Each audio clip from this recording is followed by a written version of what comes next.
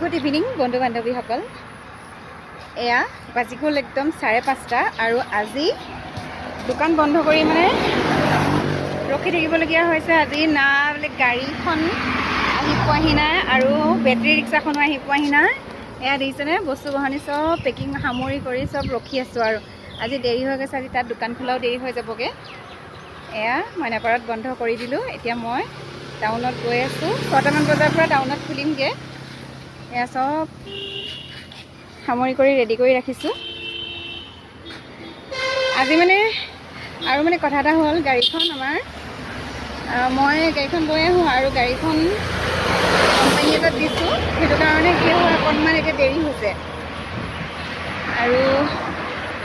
আৰু এনেকৈ মানে বস্তু বাহানি সামৰি ৰখি থাকিবলৈ বেয়া লাগে। কিমান কাষ্টমাৰ আহিছে, ঘূৰি ঘূৰি গৈছে।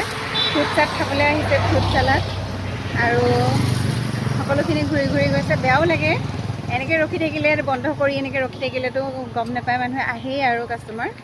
আৰু এতিয়ালৈকে মই 3-4জনক ঘূৰাই পঠিয়াইছোঁ। বেয়াও লাগিছে বাৰু, কিন্তু কি ক'ম আৰু এতিয়া।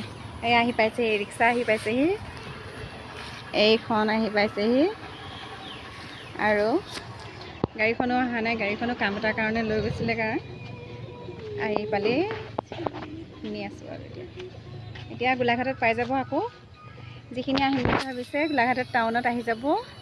6টামান বজাৰ পৰা টাউনত পাই যাব। 6টামান বজাৰ পৰা একদম ৰাতি 10টা বজালৈকে টাউনত পাই যাব আপোনালোকে। মই এতিয়া বেটেৰী ৰিক্সাত বাৰু বেছি বস্তু নুঠাওঁ। বেটেৰী ৰিক্সাত অকল জেনেৰেটৰটো উঠাই লওঁ, কিন্তু গাড়ীখন আহি পোৱাহি নাই। গাড়ীখন আহি পালেহে বাকী বস্তুবোৰ উঠাব পাৰিম।